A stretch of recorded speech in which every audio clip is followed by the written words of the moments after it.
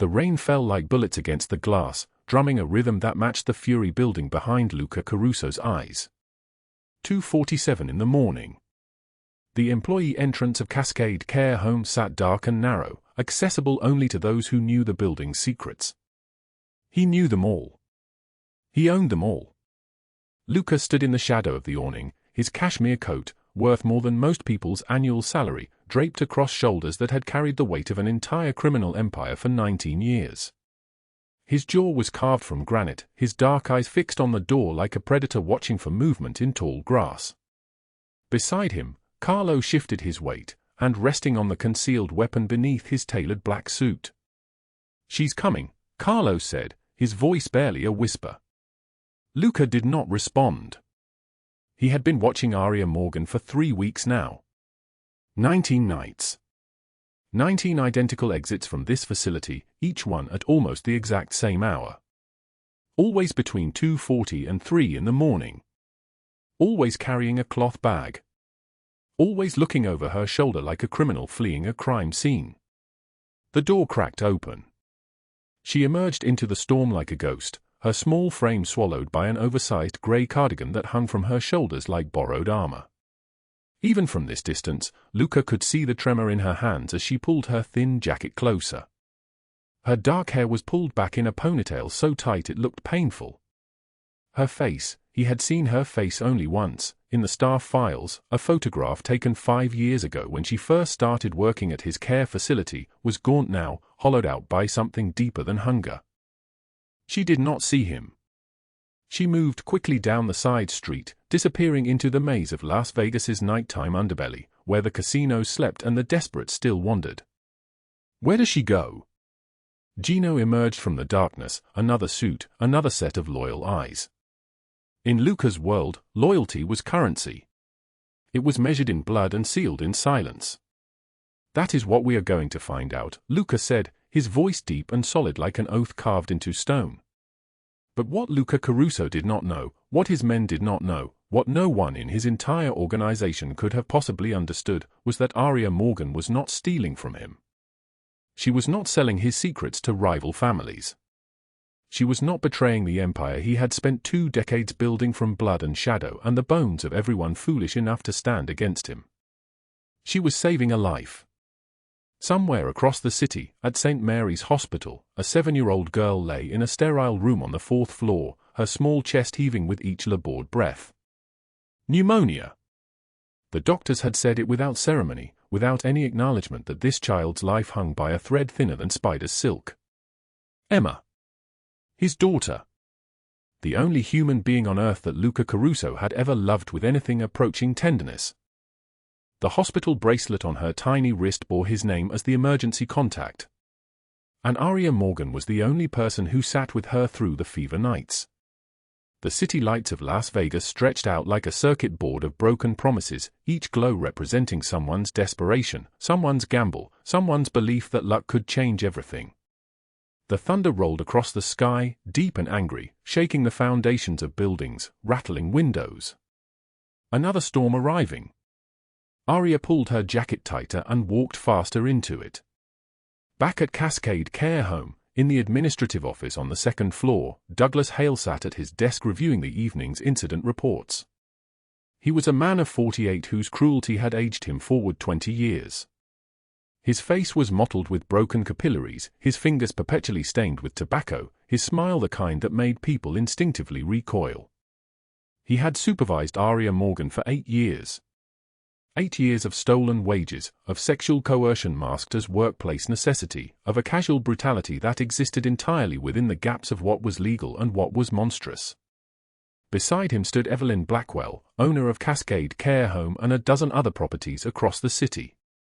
She was 63 but maintained the appearance of someone 30 through methods that involved significant cost and considerably more significant cruelty. Her blonde hair was lacquered into permanent waves. Her jewelry clinked with every movement, gold that caught the fluorescent office light like tiny accusations. She wore power the way other women wore perfume, and it clung to her with suffocating intensity. "Where is she going?" Evelyn asked, her voice sharp enough to cut glass. "Does it matter?"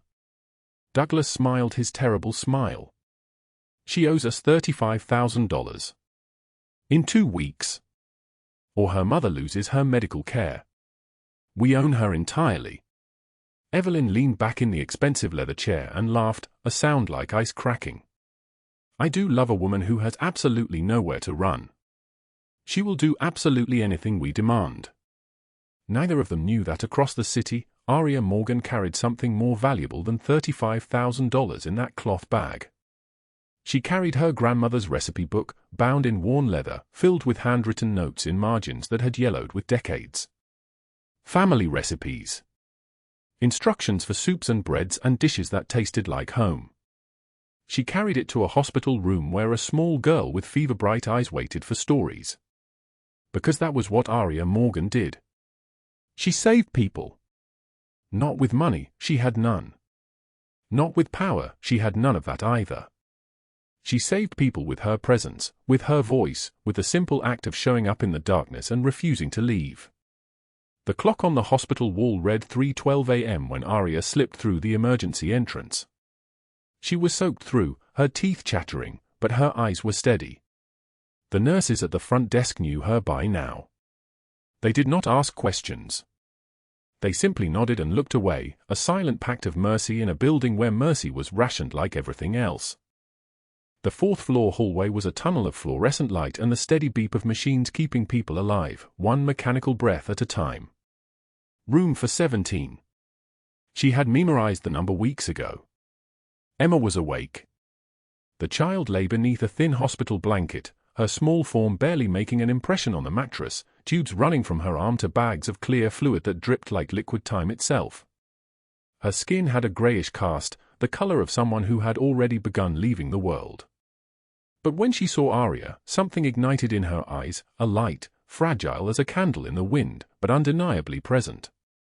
You came back, Emma whispered, her voice raw from coughing. I always come back, Aria said, and pulled the recipe book from her bag. The pages fell open to a story she had told 100 times, but never to someone who listened the way Emma did. In that moment, while thunder rolled across the Las Vegas sky and rain hammered against the hospital windows, Aria began to read. Her voice trembled at first, then steadied, becoming almost musical, a song of survival, of grandmother's hands, of warmth and belonging. What no one knew yet was that this moment, this girl and this woman in a hospital room at 3:12 in the morning, would become the earthquake that shattered everything. Outside, in the parking garage below, Luca Caruso's men watched the hospital entrance with the patient focus of hunters. They reported back to their boss through encrypted phones, she is still inside. 4th floor. Room for 17. In the car, leather interior gleaming in the darkness, Luca stared at the hospital with eyes that had witnessed things that would break most people. His daughter was in that building. His only child. The reason he had built this empire, not for power, not for money, but for the singular purpose of ensuring that no child under his protection would ever experience the abandonment and violence that had defined his own childhood. And now a stranger, a woman from his own care facility, was sneaking to her room every night. The rain continued to fall. The emergency room of Las Vegas Memorial Hospital smelled like antiseptic and desperation. Fluorescent lights buzzed overhead with a sound that made your teeth ache, a high-pitched drone that never stopped, never paused, never showed mercy. Lightning cracked across the July sky, illuminating the parking lot in stark white flashes, and with each flash came another ambulance. Another gurney. Another person whose life had shattered in the 17 seconds it took for the summer storm to transform rain into a weapon. It was 11:43 p.m. when the automatic doors burst open and a paramedic rushed through carrying a small form wrapped in a grey wool blanket. The child was barely visible beneath it, just the outline of a bird-small body, ribs you could count if you looked hard enough. Pneumonia. That was what the paramedic called out to the triage nurse. Pneumonia in a 7-year-old. Fever at 104.2 degrees Fahrenheit. Oxygen saturation dropping. Need a bed. Need it now. The nurses moved like they always did in emergency rooms, efficient, emotionless, practiced. One clipped a plastic hospital bracelet around the child's thin wrist while another hooked monitors to her small chest. Beeping. Always beeping. The sound of lungs failing, of a body fighting a war it was losing. Aria Morgan stood at the edge of the pediatric ward, her uniform still damp from her double shift at Cascade Care Home. She had clocked out 2 hours ago. Exhausted. Hungry. Running on leftover chicken soup she had stolen from the kitchen, the kind of theft that could cost her the job if anyone noticed, but the kind of theft she committed every single day because the alternative was passing out during her shift. But she had come straight here anyway. To the hospital. To volunteer. Because on Tuesday nights and Thursday afternoons, she came to St. Catherine's shelter on Fremont Street, and she had learned to recognize the faces of the children who showed up there alone. And this face she knew. The paramedic stepped aside, and for just a moment, the child's face emerged from the blanket. High cheekbones. Dark curly hair matted with sweat. Eyes that even through fever and pain held something fierce, something unbroken. Emma. The girl who came to the shelter every Tuesday and Thursday wearing a pink backpack with a broken zipper. The girl who never spoke much but who always sat close to Aria during story time, as if proximity alone could transfer safety from one body to another. The girl who was always hungry. Always alone. Always watching. The nurse wrote down information on the hospital bracelet, speaking in the efficient shorthand of someone who processed 50 children a night. Emergency contact. Luca Caruso, the paramedic said. The words landed in the room like a blade. Aria's blood turned to ice. Actually turned to ice. She could feel it happening, the slow, crystalline freezing of every cell in her body, as if her veins had been filled with liquid nitrogen instead of blood. Everyone in Las Vegas knew that name. Luca Caruso. The man who controlled the shipping district. The man whose name appeared in construction unions and cargo manifests and conversations that stopped the moment women entered the room. The man whose empire was built on something that everyone understood but no one said aloud. And this child, this small, fever-burning, abandoned child with the pink backpack, was his daughter. His only daughter. The head nurse, a woman named Patricia with grey streaking through her hair and eyes that had seen too much, glanced up from her paperwork. She saw Aria standing there. Saw something in her expression. You good?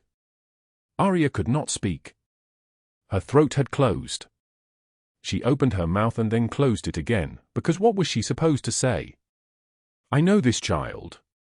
I know her from a shelter for abandoned children. I know that she comes from somewhere broken and hungry and dark. I'll stay with her, Aria heard herself say. Tonight. I'll sit with her. I volunteer here anyway, and you're short-staffed, and I don't mind.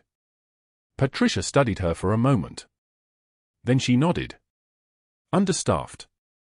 Overwhelmed. That was the state of every emergency room on a Thursday night. 4th floor, room for 17. Pediatric ward. Don't let her fall asleep without checking her oxygen levels first. If anything changes, press the call button. The 4th floor was quieter than the emergency room. Softer. The screaming and sirens gave way to the steady hum of machines and the occasional whimper of a child in pain. Aria walked down the hallway like she was moving through water, each step requiring enormous effort, as if the air itself had thickened. Room for 17 was at the end of the corridor. The door was half open. Through the gap, she could see Emma in a hospital bed, her small frame nearly swallowed by white sheets, tubes running from her arm to bags of clear fluid that dripped like liquid time itself. Aria pulled the chair beside the bed and sat down. She did not touch Emma yet. She just sat there, in the darkness, listening to the machines breathe for a child who could not breathe for herself. Outside, 3 stories below in the parking garage, Luca Caruso's men moved like ghosts. They had been following Aria for 6 days now. Not her. Not exactly. Following the pattern. Following the mystery. Why was one of his care home employees sneaking out of her apartment at 11:24 p.m. and heading straight to the hospital? Why was she staying for hours in the pediatric ward? What was she doing there? The reports came through encrypted phones, spoken in low voices, the kind of voices that had learned to say terrible things without emotion. She is inside. 4th floor. Room for 17. That is where the child is.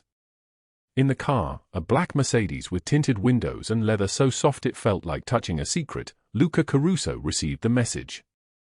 He read it twice. Then he read it a third time, because the words seemed to be saying something that his mind refused to process. His daughter was in that hospital. His only child. Emma. For years ago, his ex-wife had taken her. For years of court battles and lawyers and a system that seemed designed to punish men like him while rewarding women with soft hands and lawyers who knew which judges owed them favors. But Luca had had money. Money could move mountains. Money could change custody arrangements. And 3 months ago, he had won the right to have Emma every weekend. Every weekend. Supervised, yes. In his home, with his staff, with background checks and safety plans. But she had never made it past Thursday. The pneumonia had started on a Thursday. Emma had called him from school, actually called him, not texted, because she was only 7 and still believed her father was a hero, and told him that her chest hurt. By Friday morning, the fever had started. By Saturday, she was in this hospital, in this bed, burning up from the inside out like a candle that had been lit and abandoned. He had bought her the best doctors. Private specialists. The kind of care that cost more than most people earned in a year. But she was still dying. Slowly. In front of him. And there was nothing his money could do to stop it. And now someone was sneaking to her room. Every night. Visiting his daughter. Sitting beside her. Why? What did this woman want? A woman he employed. A woman who worked at his care facility, wiping the noses of elderly people and making minimum wage. What business did she have being here? In the dark of the car, Luca's eyes, storm gray, the color of a sky before it opened up and destroyed everything, fixed on the hospital entrance. His hands, large and scarred from a life that had been carved out of violence and blood, rested on his thighs. He did not move. He did not speak. He simply sat there, thinking. Calculating. Building a narrative in his mind. Betrayal. It was the only word that made sense. Someone had sent her. Someone who wanted to get close to his daughter. Someone who wanted to use Emma as leverage. In his world, betrayal carried only one consequence. Only one. And that consequence was absolute. Back in room for 17, Emma's eyes fluttered open. Just for a moment. Just long enough to see Aria sitting in the darkness beside her. You came back, Emma whispered. Her voice was barely there, a sound like wind through a broken window. I thought maybe you forgot. Aria reached out and took the small hand. It was burning. Actually burning. The fever was so high she could feel it radiating off Emma's skin like heat from a stone left in the sun. I always come back, Aria said. I promise you. I will always come back. She pulled the recipe book from her bag. Her grandmother's recipe book. Pages yellowed with age, margins filled with handwritten notes in a handwriting that Aria still recognized even though her grandmother had been dead for 6 years. Notes about ingredients. Notes about technique. But also notes about life. Notes like, when the world breaks you, make something beautiful anyway. The pages fell open to a story Aria had told 100 times. A story about a girl who survived a winter that should have killed her. A story about a grandmother's hands making bread in a kitchen that belonged to neither of them. A story about warmth and belonging in a world that offered neither. Aria began to read. Her voice trembled at first, fear and exhaustion and the weight of everything she carried, but then it steadied. It became almost musical. A song of survival. Of grandmother's hands. Of a girl who learned that family was not always bound by blood but by those who chose to stay when the storm arrived. Thunder rolled across the Las Vegas sky. Rain hammered against the hospital windows like a fist demanding entry. And in room for 17, a woman who had nothing gave everything to a child who had no one else. What neither of them knew was that this moment, this girl and this woman in a hospital room at 3:12 in the morning, had already been witnessed. Already been reported. Already been transformed into a narrative of betrayal that would shatter both their lives before the sun rose again. 3 days after that night in Emma's hospital room, Aria Morgan stood in her basement studio apartment in North Las Vegas, counting the same $34 she had counted every morning for the past 2 weeks. The bills lay on the kitchen counter, crumpled, worn, exhausted, like she was. 1 5. 2 1s. 17 singles she had collected in tips over 8 shifts. $10 in quarters scattered across the formica, each coin representing a patient she had fed, a bedpan she had emptied, a story she had listened to while her own life crumbled. The apartment was the size of a walk-in closet. Basement level, no windows except a single rectangle of glass near the ceiling that showed only the concrete feet of people walking past on the street above. Water stains bloomed across the ceiling like bruises. The heater clanked and wheezed. But the rent was $680 monthly, and she paid it because this was what survival looked like in Las Vegas. Half of everything she earned went to this room. The other half went to Phoenix, to her mother. $2,100 monthly. Room at Sunset Hospice Care. Medications. The nurse named Patricia who sat beside her mother's bed on Thursdays and held her hand when the pain became too much for morphine to manage. Her mother's name was Catherine. She had been Catherine Morgan, then Catherine Summers, then Catherine Morgan again after the divorce. Now she was just a woman in a hospital bed at age 54, lungs filled with pneumonia that would not clear, heart muscle thinning like paper, a daughter she recognized only on good days. Aria sent the money through automatic transfer on the 1st of every month. It left her account before she could spend it on things like food or heat or a life that did not consist entirely of counting hours until the next shift began. She worked 6 in the morning until 2 in the afternoon at Cascade Care Home, a luxury assisted living facility in Henderson where wealthy elderly people came to wait for death in air-conditioned comfort. She changed bedpans, distributed medications, listened to stories about grandchildren who never visited, and ate the leftover meals from residents who could not finish their trays. Cold oatmeal for breakfast. Lukewarm soup for lunch. Yesterday's salmon, slightly congealed, for dinner. It was not charity. It was survival math. 1 oatmeal meal she did not have to buy. 1 tray of food she could not afford. Then she drove across the city to Las Vegas Memorial Hospital, where from 4 in the afternoon until midnight she sat at the volunteer reception desk, giving directions to people looking for emergency rooms and ICU waiting areas. She answered phones. She told people to check in at registration. She watched families collapse when the news was bad. She learned which waiting rooms had vending machines, which ones had chairs that actually reclined, which chaplains would actually sit and listen instead of offering prayers that felt like dismissals. She drank terrible coffee and breathed recycled air and existed in the liminal space between other people's crises.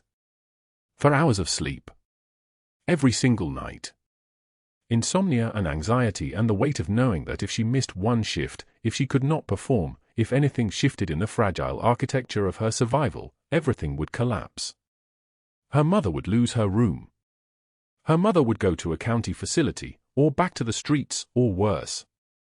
And Aria would be alone, which was already true, but at least now there was a reason for it. At least now her loneliness served a purpose. The recipe book sat on the shelf above the kitchenette. It was old, published in 1987, its cover faded from red to a kind of rust color. Her grandmother had filled the margins with handwriting that Aria still recognized even though 6 years had passed since her grandmother's funeral. Notes about technique. Notes about substitutions when ingredients were scarce. But also notes about life. When the world breaks you, make something beautiful anyway. Love is measured in small acts of consistency, not grand gestures. Your hands have power. Use them to build, not destroy. Aria kept money in that book. Folded bills tucked between the pages of the bread recipes, the soup recipes, the notes about making pasta dough without an electric mixer. $17 in ones, wedged between the page about ciabatta and the margin note that read, "Bread is a conversation between water and flour and time. Do not rush it." She had nowhere to put the money except in her purse or in this book or in a coffee can on the shelf. There was no savings account anymore. There was no safety net. There was only the mathematics of survival, and the mathematics never worked. She needed $35,000 in 14 days, or she would lose her job, and without her job, her mother would lose everything. The demand had come 3 days ago, delivered by Evelyn Blackwell herself. Evelyn was 72 years old, wore grey Chanel suits that cost more than Aria earned in a month, and smelled like the kind of perfume that existed specifically to announce that money had purchased scent as a form of cruelty. She had swept into the staff room at Cascade Care Home at 1 o'clock in the afternoon while Aria was eating cold oatmeal from a resident's tray. Beside her walked Douglas Hale, the assistant manager, red-faced and grinning like he already knew what was coming. Douglas was 46. He smelled like cigarettes and cheap cologne.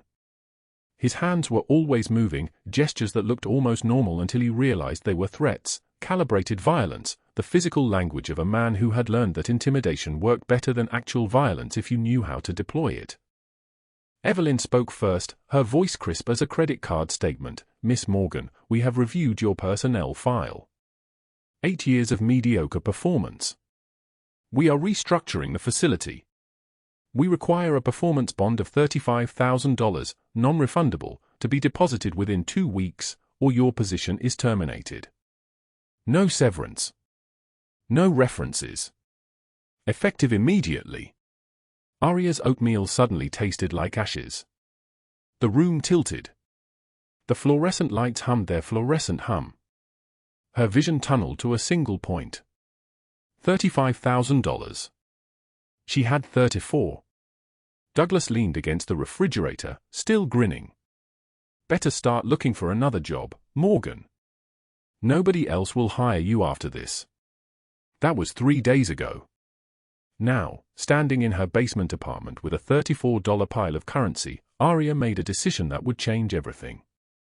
She would confess.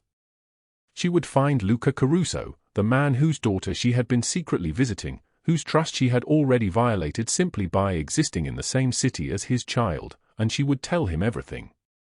Not because she expected mercy. Because she had already run out of options and because Emma had asked her yesterday, her small voice fragile as glass, why her daddy did not come to see her anymore. The rain started at dusk. November rain in Las Vegas, which was rare and violent, like the sky was punishing the desert for existing. Aria walked to the bus stop, her thin jacket offering no protection. Water soaked through her clothes.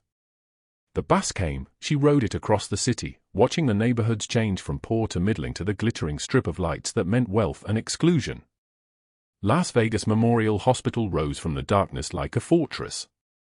She could see the emergency room entrance from 6 blocks away, the red neon of the cross, the ambulances arriving with their lights flashing. She walked toward it, her shoes squeaking with water, her hair plastered to her face. Her hands were shaking. Not from cold.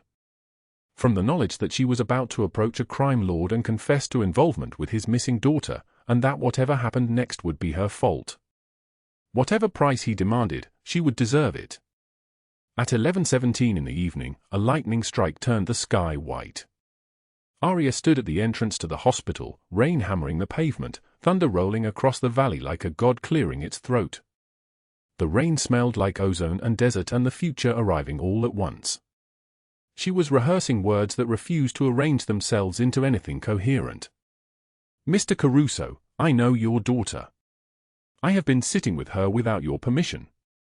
I need $35,000 or my life ends, and I am desperate enough to stand in a thunderstorm and confess this to a man who could kill me."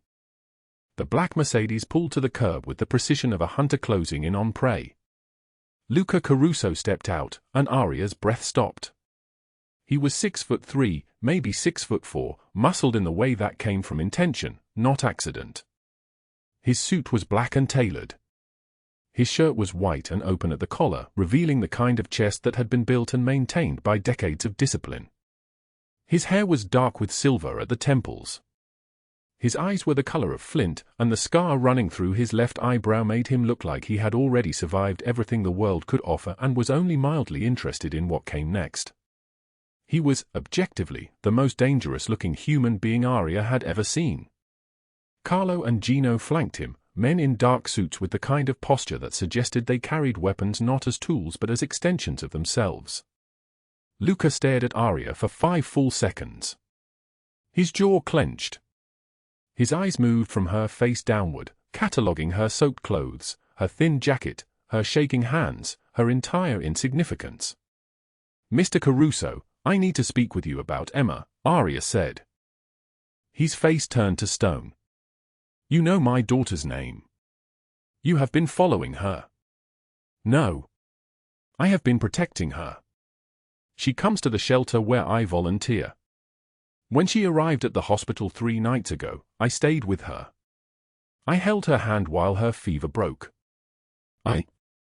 You infiltrated my daughter's life. You work at my care facility. You have access to my records." His voice was quiet. That was the worst part. It was not loud. It was quiet like a knife slipping between ribs. "I did not know she was your daughter until I saw the hospital bracelet," Arya whispered. "I swear on my mother's life, I did not know." Lightning illuminated his face again. For a moment, she saw something beneath the rage. She saw fear.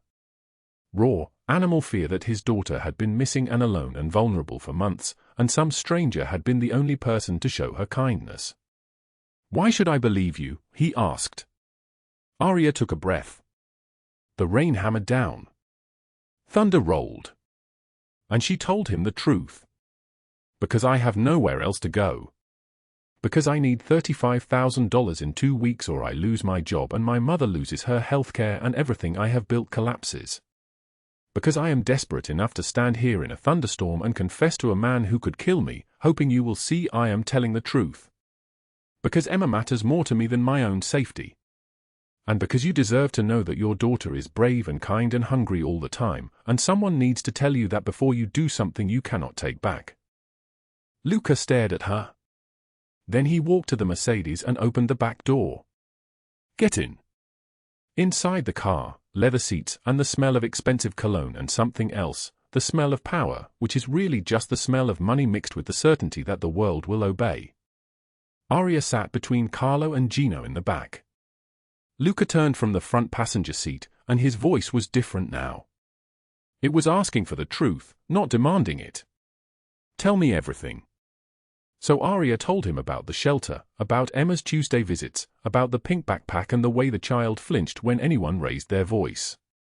She told him that Emma had been coming for 4 months, always alone, always hungry, and Arya had thought she was just another foster child slipping through the cracks of a system designed to forget children like her.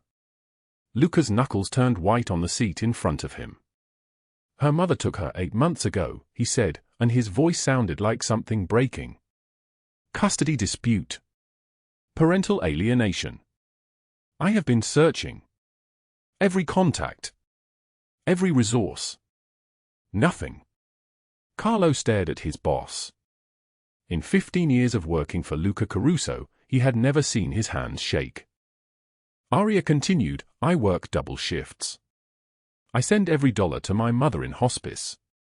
My manager Douglas Hale and the owner Evelyn Blackwell are demanding $35,000 as a performance bond in 2 weeks, or I am fired and lose everything.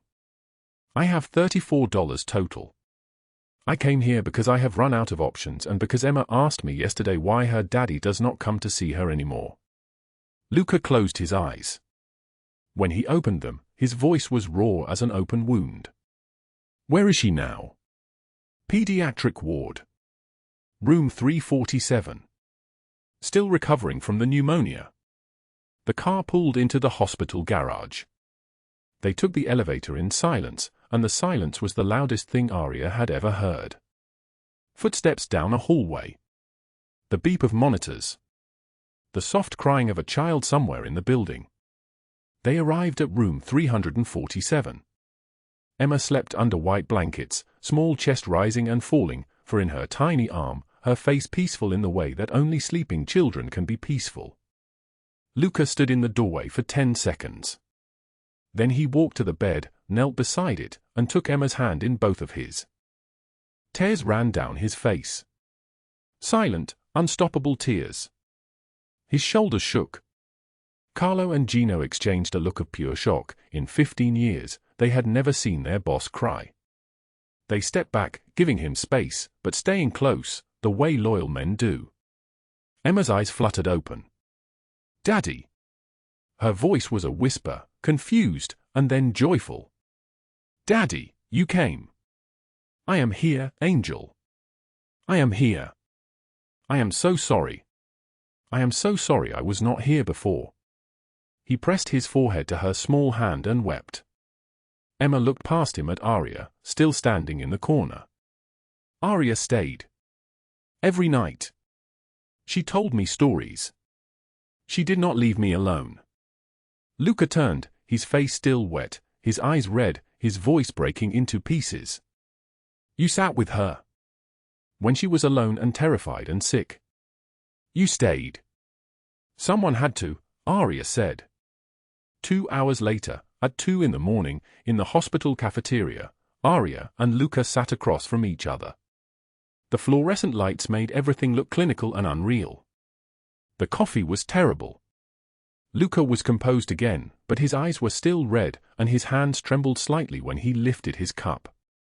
"Why would you help me?" Arya asked. "I am nobody. You are the person who stayed with my daughter when I could not find her. That makes you everything." His voice was quiet again, but different now. Not threatening. Just true. "Tell me about Douglas Hale."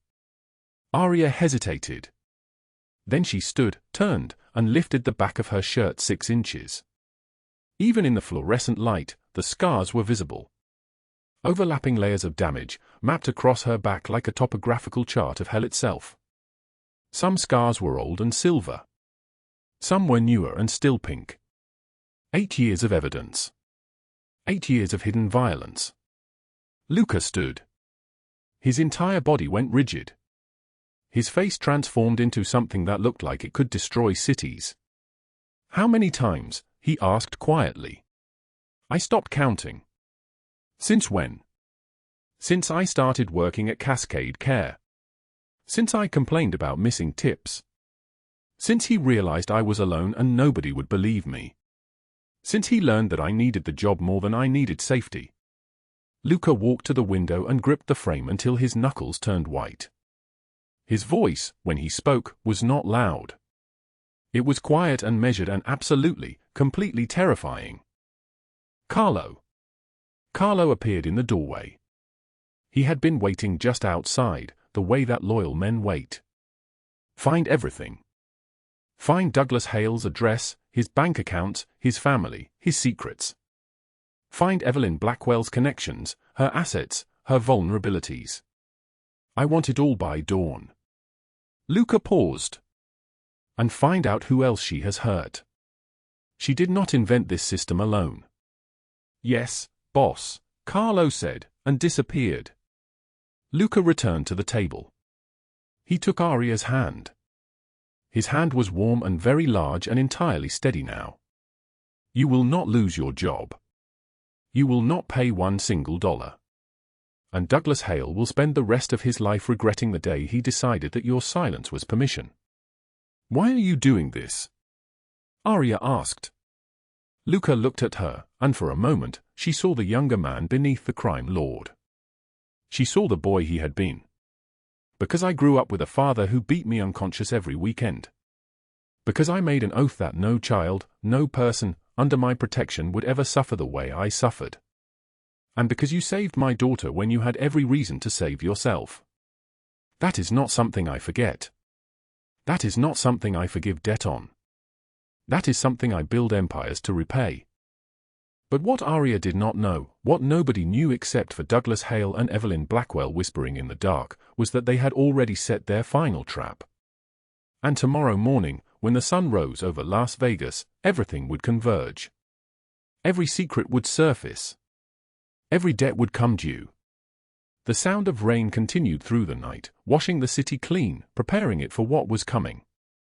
The morning Aria Morgan arrived at Cascade Care Home for her shift, the August heat sat on Las Vegas like a hand pressing down on a wound. The parking lot shimmered.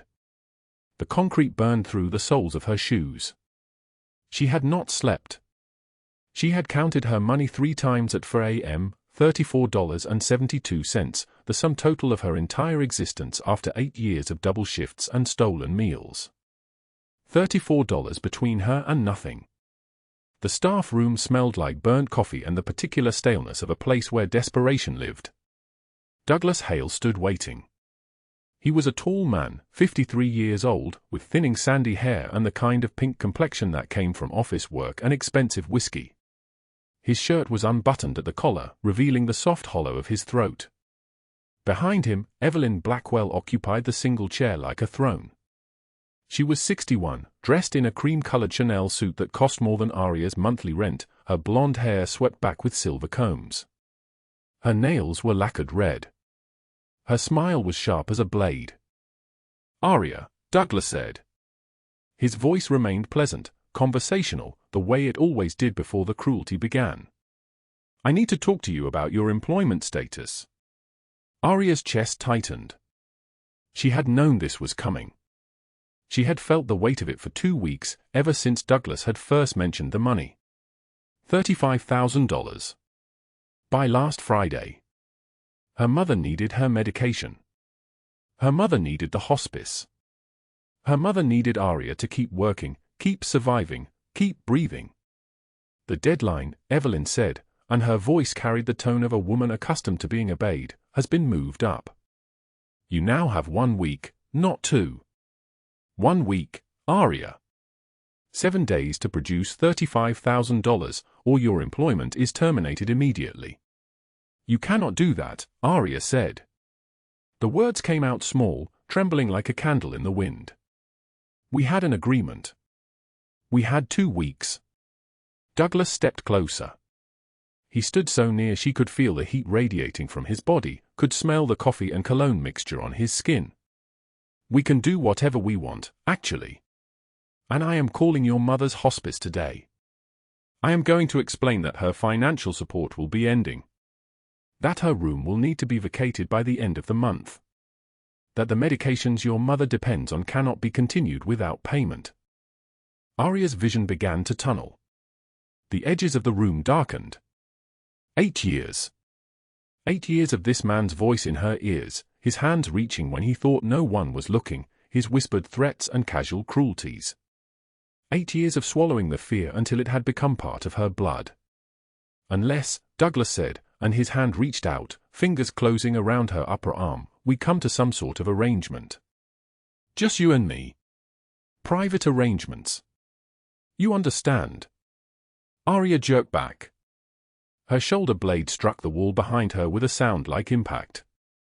For a moment, there was silence in the room except for the hum of fluorescent lights and the rushing sound of her own heartbeat in her ears. Something inside her broke. Not the soft, sad breaking of a thing worn down over time. This was sharp breaking. Clean breaking. Final breaking. No, she said. Douglas's face darkened, blood rising in his neck. What did you say? I said no, Aria said. Her voice no longer trembled. It had become something else, something tempered and still. I am done. Fire me. Call hospice. Drag me through every legal system you want. I will not let you touch me again. I will not earn your silence. I will not trade my body for scraps. I am done. She walked out of the staff room. Her legs shook with each step, but she walked. She did not run. She did not cry. She simply walked through the facility, past the residents in their wheelchairs, past the other caregivers who knew what had been happening and said nothing because speaking meant losing their own wages. She walked past the nurses' station and out into the August morning. The heat hit her like a wall. The parking lot stretched empty and brutal in the early light. Aria kept walking, past her car, past the gate, down the street toward Charleston Boulevard. Her phone was silent in her pocket. No one was coming to save her. No one had ever come to save her. This was the arithmetic of her life, a sum that never equaled survival. The storm broke at 9 a.m. It came without warning, summer rain sudden and violent, turning the dry streets into rivers. Arya walked through it, rain soaking through her uniform, cold and relentless against her skin. The Weather Channel would later call it a rare atmospheric event, moisture drawn up from the Gulf of California, colliding with the desert heat. Arya called it an answer. The sky opening. The world crying the tears she could no longer cry. She found herself at the bridge over the dry wash on Charleston Boulevard. The storm had transformed it into a torrent, water that had not existed an hour ago now rushing with terrifying velocity, carrying debris and foam and the raw power of weather unleashed. She gripped the railing with both hands. The metal was slick and cold. Below her, the water churned like a living thing. What if she just let go? What if she stepped back from the railing and walked back to her apartment and did not wake up tomorrow? What if she stopped fighting? What if she admitted that $34 could not save a mother who was already dying, that 8 years of swallowing degradation had carved her into something hollowed out and useless, that this world had no room for people like her, poor, invisible, marked by the men who owned them? Her hand shook on the wet metal. Rain ran into her eyes, cold as tears. She thought of her mother in that hospice bed in Phoenix, wasting away one day at a time. She thought of Emma in the hospital, small hand in hers, asking why her daddy did not come. She thought of the bread she had made once, years ago, from her grandmother's recipe, before the world had broken her into pieces small enough to ignore. Arya's hand moved to her bag. Inside, wrapped in plastic to protect it from the rain, was her grandmother's recipe book. The pages were soft with age. The margins were filled with handwritten notes in fading ink. When the world is too heavy, make bread. Your hands will remember what your heart has forgotten. She stepped back from the railing. Her phone rang. Unknown number. The rain was so loud she almost did not hear it. She answered. Where are you? It was Luca's voice. Deep and solid like an oath. Charleston Boulevard Bridge, Arya said. Stay there. Do not move. The line went dead. The Mercedes arrived 8 minutes later. It was a black vehicle so expensive and pristine it looked like something that did not belong in this weather, in this city, in this reality. It pulled to the curb and Luca Caruso stepped out into the rain without an umbrella. His suit, Italian silk, worth more than Arya had earned in 4 months, soaked instantly. His dark hair, silvered at the temples, plastered to his forehead. His scar, that thin line running from his left eye to his cheekbone, seemed deeper in the grey light. He took one look at her face and knew everything. They threatened you, he said. Not a question. A statement of fact delivered by a man accustomed to being correct. Arya nodded. She could not speak. Get in the car. Now. Carlo was sitting in the driver's seat. Gino was in the back, a lieutenant who had been with Luca for 12 years and had learned to read his moods the way other men read the weather. When Luca slid into the back seat next to Arya and closed the door, Gino shifted slightly, creating space, understanding wordlessly that something had shifted in his boss's world. Luca did not touch her. He simply sat beside her, water dripping from his cuffs, his hands resting on his thighs. Then he pulled out his phone. He made 3 calls in rapid succession. Each one was brief. FBI agent Rodriguez. It is Caruso. I have information about wage theft and embezzlement at Cascade Care Home. The names are Douglas Hale and Evelyn Blackwell. Your office needs this. He paused. You owe me. Today is the day I collect. He hung up. Second call. A woman answered. Forensic accountant Chen. Caruso. I need everything you have on Evelyn Blackwell's financial records. Every transaction, every hidden account, every shell corporation. I need it in 4 hours. He paused. You have been investigating her for 5 years. Today, someone finally gives a damn. Be ready. Third call. A man answered with the tone of someone accustomed to receiving calls from crime lords at 9:15 a.m. on a Tuesday. District Attorney Morrison. Caruso. I have a witness to labor law violation spanning 8 years. I also have documented fraud. I am giving this case to you because I need a reason to give it to you. He paused. My interest in fair treatment of vulnerable employees is about to become your priority. Understand? He hung up and turned to Aria. It is done, he said. Watch. At 10:16 a.m., federal agents in black raid jackets moved like ghosts through the front entrance of Cascade Care Home. They had warrants that were airtight, evidence that was overwhelming, and instructions that came from 3 directions simultaneously. They swept through the facility with the precision of men who had done this 1,000 times. Douglas Hale was in his office, standing at his desk, mid-keystroke, in the process of deleting files that would have disappeared forever. The federal agent kicked the door open. The sound of wood splintering echoed through the hallway. Douglas Hale, you are under arrest for embezzlement, wage theft, fraud, and assault, the agent said. His voice was empty of emotion, merely reciting the litany of crimes into the suddenly silent office. Douglas lunged to his feet, face going white, lips moving without sound. What is this? You cannot, I have a lawyer. I want my lawyer. You cannot just. You have the right to remain silent. Anything you say can and will be used against you in a court of law. You have the right to an attorney.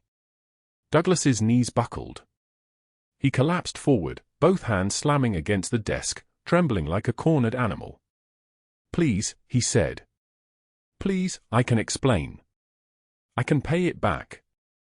I can fix this. Please? They cuffed him in silence. They read him his rights a second time. They walked him out through the staff room where every employee watched, every phone camera recording, every news crew outside capturing the moment Douglas Hale was dragged into an FBI vehicle in handcuffs, his tailored shirt torn at the collar, his face streaked with tears. Simultaneously, in the penthouse office of Blackwell Hotel Group headquarters on the Strip, Evelyn Blackwell sat behind her mahogany desk, champagne-colored phone in hand, when federal agents surrounded her from every direction. She had seen them coming. The windows were floor-to-ceiling, overlooking Las Vegas, and the streets below had filled with black vehicles in the last 5 minutes. But she had not moved. She had sat at her desk and continued her conversation, her voice steady, her exterior uncracked, right up until the moment the door burst open and 20 years of ruthless calculation collided with 13 federal charges. Evelyn Blackwell, the lead agent said, you are under arrest for racketeering, tax evasion, conspiracy to commit fraud, and labor law violation spanning 17 years. Her mask cracked. It happened in an instant, the composed expression shattering like ice under pressure. Do you know who I am? She demanded, her voice rising. I own half this city. My lawyers will destroy you. My connections will make sure this never. Your lawyers are being arrested too, the agent said calmly. Stand up. Evelyn's hand shook as she rose. The agent cuffed her in front of the floor-to-ceiling windows. Camera flashes erupted from the street below. Her face would be on every news channel by noon, not the composed CEO, but a woman whose carefully constructed empire had collapsed in minutes. The red of her fingernail polish stood out against the dark metal of the handcuffs. At 1:15 p.m., federal documents filed with the court detailed 40-year sentences for both Douglas Hale and Evelyn Blackwell, based on evidence so comprehensive and overwhelming that any plea deal was rejected immediately. Every stolen dollar from Aria's wages was documented. Every embezzled fund was traced. Every fraudulent transaction was recorded.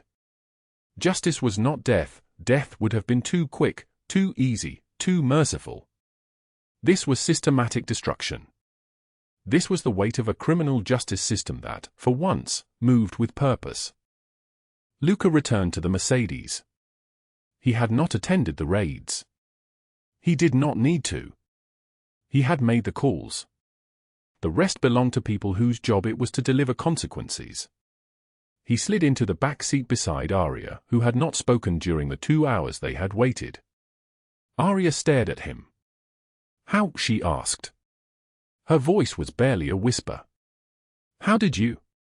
I made 3 calls, Luca said. One to an FBI agent who has owed me a favor for 5 years. One to a forensic accountant who has been tracking Evelyn Blackwell's criminal enterprise since before you started working at Cascade.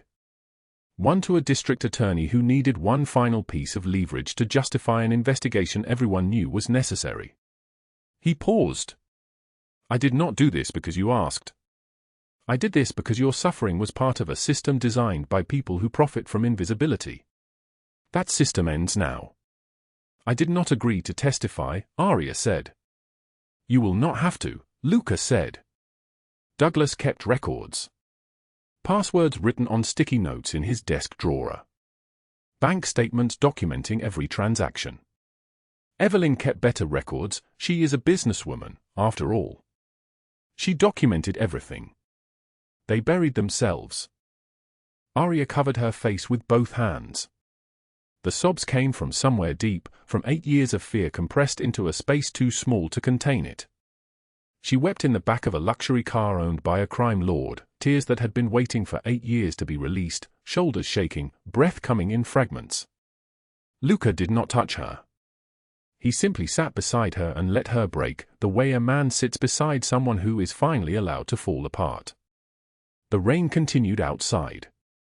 The traffic on Charleston Boulevard moved around them. And in that car, suspended between the life she had been and the life that was beginning, Aria Morgan finally stopped carrying the weight alone. The penthouse balcony overlooked the Las Vegas Strip at twilight, city lights beginning to glow like scattered stars breaking through the coming darkness. Aria Morgan stood at the edge, her hands gripping the polished steel railing, feeling the cool metal bite into her palms. She wore a simple black dress, nothing expensive, nothing that announced itself to the world. Her hair, pulled back in a careful knot, showed the silver beginning to thread through at her temples, silver earned, not aged. Behind her, through the floor-to-ceiling glass doors, the penthouse was quiet. Empty of the man who had paid for it. 11 months. That was how long Luca Caruso had been gone. The trials had ended in October. Douglas Hale and Evelyn Blackwell, both convicted on 14 counts of labor trafficking, fraud, embezzlement, and criminal conspiracy, had received sentences that left no room for appeal. 40 years federal prison. Both of them. The news cycle had moved on within a week, replaced by the next scandal, the next outrage. But Aria had marked every day of his absence like a prisoner marking a calendar cell. She thought of the foundation. St. Catherine's Foundation for At-Risk Children. 3 locations now across Las Vegas, all funded by an anonymous donor whose identity she had never officially confirmed but knew with absolute certainty. Every dollar had come from him. The shelter on Fremont Street had expanded to 40 beds. 2 more locations on the east side and in North Las Vegas. Medical care for the kids. Counseling. Educational programs. Aria ran it all, director of a non-profit that carried no one's name but was built entirely from his wealth and her refusal to let suffering continue unanswered. Emma was in school now. Private school, in Summerlin, in a house with a yard and a swing set that Aria had watched the contractors install from a distance, knowing she should not be there, that to appear in Emma's life was to risk the girl's safety, that distance was the price of protection. Emma called her Aunt Aria when they saw each other at the Foundation's annual gala in October. The child was 7 now, healthy, laughing, whole. She had no memory of the hospital. She had no memory of pneumonia or fever or the night a stranger sat beside her bed whispering stories to keep back the dark. Her mother had died 4 months ago. Aria's mother, Helen Morgan, had passed on a Tuesday morning in March with Aria holding her hand. No pain, no struggle, just the slow release of breath like a sail going slack. The medical bills, $47,000 in total, had been paid in full by the same anonymous donor before Helen even went into hospice. Aria had never asked for that. She had never asked for any of it. But the money had been transferred to the hospital anyway, a ghost transaction from a ghost man who had paid his debts and then vanished. The wind picked up across the balcony, carrying the sharp scent of desert and distant exhaust. The The city glittered below like a million small fires, each light a story, each story a different kind of hunger. Arya had spent so long in poverty that wealth felt like a temporary hallucination, a dream that would evaporate the moment she turned away. She heard the footsteps before she saw him. Measured. Unhurried.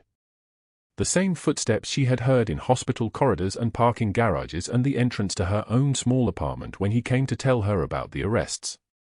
Luca Caruso stood in the balcony doorway, framed by the light spilling from inside, and he looked exactly as he had looked a year ago, black suit tailored so precisely it seemed engineered from shadow itself, white shirt open at the collar, the scar running from his left eye to his cheekbone like a map of violence survived. His eyes were the same storm gray. And completely different. "How did you find me?" Arya asked. Her voice came out smaller than she intended. "I always knew where you were," Luca said. He stepped onto the balcony, hands sliding into his pockets with the careful movement of a man learning how to be gentle. "I stayed away because I thought you needed space. Time to heal. Time to build something that was yours alone. The foundation. I needed you to know it was your vision, your work, your redemption. Not mine." Arya turned to face him fully. The city lights painted half his face in gold, half in shadow. "The anonymous donor," she said. "The foundation.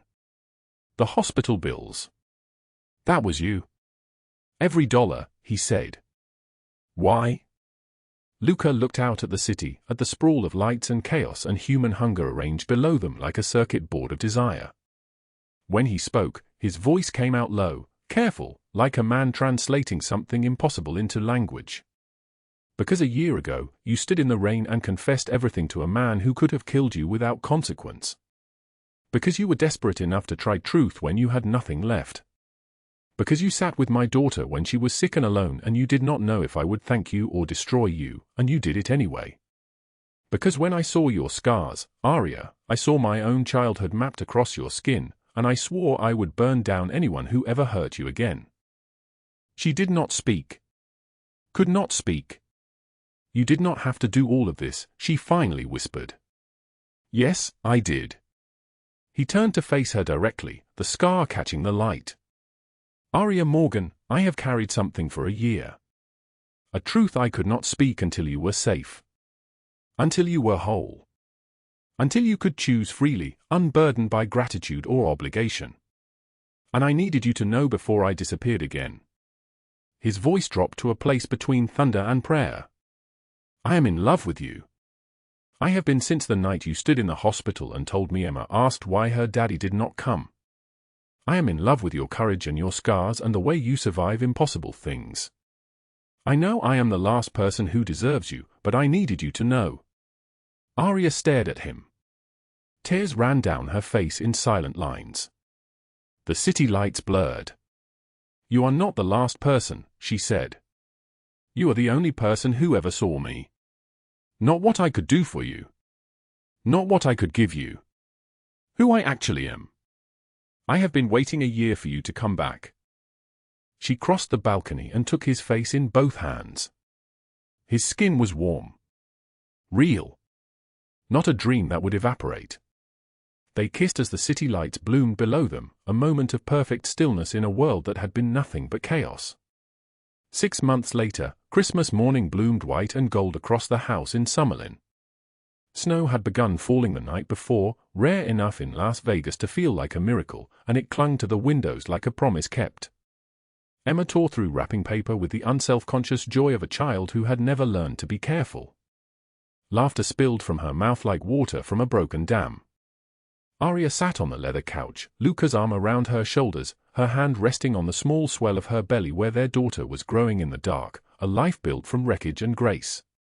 Carlo and Gino stood in the doorway, arguing about football scores like family, like men who had learned that loyalty had more than one shape. The smell of bread baking filled the house. Arya's grandmother's recipe.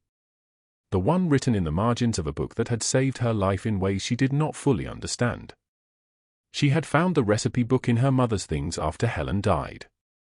The handwritten notes in the margins were not her grandmother's, they were her mother's. Instructions for survival. Measurements for hope. Arya had spent 6 months learning to bake, her hands following instructions written in ink by a woman long dead but somehow present in every loaf. Emma ran over and climbed into Arya's lap, small arms wrapping around both of them, pulling them together into a shape that meant family. Luca looked at his daughter, at the woman who had saved her, at the life they had built from rain and broken things. A year ago, Luca said, his voice low so only Arya could hear, "I thought trust was impossible. That everyone betrayed everyone. That love was weakness." He pressed his forehead against Arya's temple. "What do you think now?" she asked. "I think I was wrong," he said. "I think the woman who had nothing gave me everything."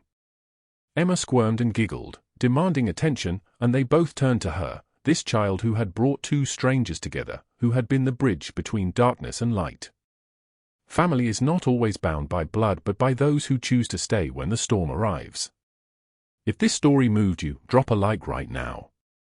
Share it with someone who needs to hear that survival is not the end of the story, it is the beginning.